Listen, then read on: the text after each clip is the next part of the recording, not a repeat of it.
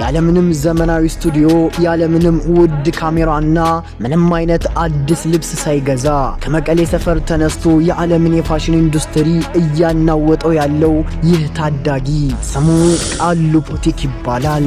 በአሁኑ ሰዓት በማህበራዊ ሚዲያ ዓለም ውስጥ ስሙ እንደ ሰደድ እሳት እየተሰራጨ ይገኛል። ቪዲዮዎቹ ከ15 ሚሊዮን በላይ እይታዎችን እያፈሱ ሲሆን የሆሊውድ ታዋቂ ሰዎች ሳይቀሩ ይህ ልጅ ማን ነው ብለው እንዲጠይቁ አድርጓቸዋል። ዛሬ በዚህ ቪዲዮ ስለ ቃሉ ቡቲክ ማንነት፣ ስላስገራሚ የፈጠራ ስራው፣ በመቀሌ ከተማ ስላለው የቃሉ ፍለጋ ንቅናቄና ወደፊት ስለሚጠብቁት ግዙፍ እድሎች በዝርዝር እንመለከታለን። አብራችሁን ቆዩም። ብዙዎቻችሁን ፋሽን ለመጀመር ውድ ልብሶች፣ ዘመናዊ ዲዛይነሮችና ትልልቅ ስቱዲዮዎች ያስፈልጉናል ብለን እናስባለን። ቃሉ ግን ይህንን አስተሳሰብ ሙሉ በሙሉ ሰባብሮታል። ቃሉ የሚጠቀመው የተጣሉ የላስቲክ ቁሳቁሶችን፣ ያረጁ ጫማዎችንና ያገለገሉ ልብሶችን ነው። በቤቱ ግድግዳ ላይ ያረጁ ጫማዎችን ሰቅሎ በራሱ ልዩ አረማመድና የካሜራ አንግል የሚሰራቸው ቪዲዮዎች አቫንት ጋርድ የሚባለው እጅግ የላቀ የጥበብ ደረጃ ያላቸው ናቸው።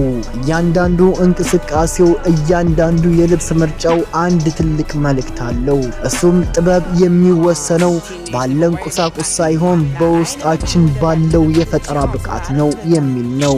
የቃሉ ስራዎች በኢትዮጵያ ብቻ ተወስነው አልቀሩም። በአጭር ጊዜ ውስጥ የዓለምን ትኩረት መሳብ ችለዋል።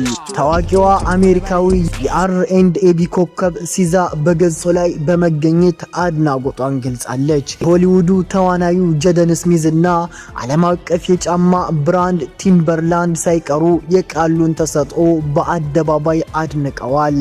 እንደ ኦኬ አፍሪካና ፕላስ ናይጄሪያ ያሉ ትልልቅ የአፍሪካ ሚዲያዎች የነገው የፋሽን ንጉስ በሚል የሽፋን ታሪክ እየሰሩለት ይገኛሉ።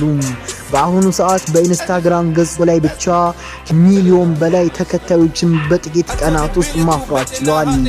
ይህ ለኢትዮጵያ ኮንተንት ክሬተር እጅግ አስገራሚና ብርቅዬ ስኬት ነው። አሁን ነገሩ ወደ ሌላ ደረጃ ተሸጋግሯል። የቃሉ ዝና በጨመረ ቁጥር እሱን ለማግኘት የሚደረገው ጥረትም አይሏል።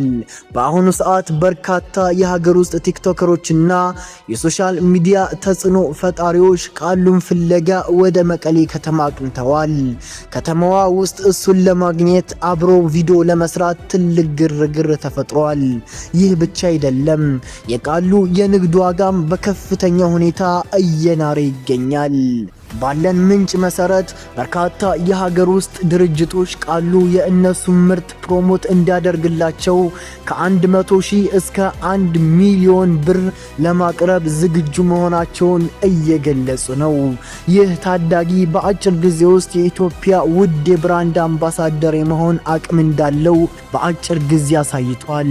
ታዲያ ለዚህ ታዳጊ ወደፊት ምን አይነት እድሎች ሊመጡለት ይችላሉ ብለን ስንጠይቅ በቀላሉ ዓለም አቀፍ የፋሽን ዲዛይነር መሆን ይችላል።